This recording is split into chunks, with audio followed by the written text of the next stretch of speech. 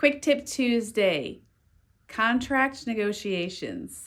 When I say the term contract, that means that the home has already negotiated through the offering process and it has been signed and agreed to by all parties and is officially now under contract. But oftentimes you have contingencies outlined in that offer that could be financing, appraisal, inspections, and there may be periods of renegotiation based on those contingencies and the outcome of those. So just wanted to give some food for thought to sellers right now. There are more buyers that are wanting to have repairs done or negotiate adjustments for those repairs. So buyers are not quite as emotional about their purchase and making more risky decisions. They are being more methodical and considering additional cost and expenses that'll be forthcoming to them. So I see more buyers wishing to do negotiations. And we've had a couple homes that have come back less than the purchase price that has been agreed to. So the appraisals have been insufficient. And I just wanted to, again, offer some insight for a seller to consider. Whenever you are presented with requests to negotiate, it is really important to rely on your real estate professional for guidance.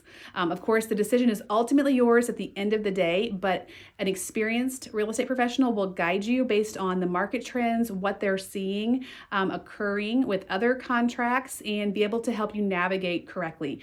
When someone's not doing this full time or every single day, it is hard for them to sometimes know the ins and outs and to give you the best direction.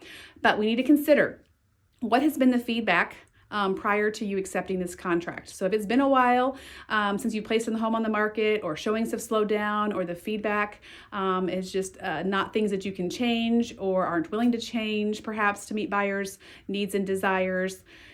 If there's been lots of showings and no offers, that's also an indication that we aren't priced correctly in the market. So we need to evaluate what's been happening leading up to that point to know what's going to happen if we don't agree to these repair requests and have to go back onto the market, right? Because at that point, if we don't have any other buyers that are interested, or the buyer pool has diminished, or we're overpriced, then it's not going to matter at the end of the day, right? It's going to be a little bit more difficult, and we're going to be chasing down buyers, especially once we go back on the market after under contract.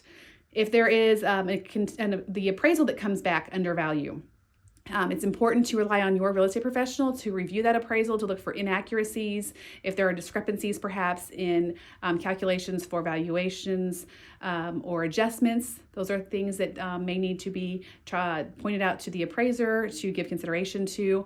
But again, we have to evaluate what's been happening up until this point. Did your agent tell you that that's probably the price that you would expect, and they had comparables to back it up, and you were just pushing the envelope? Look at all of those factors and determine, should you make that adjustment? Does everything look correct in that appraisal? Or are there some discrepancies that need to be voiced?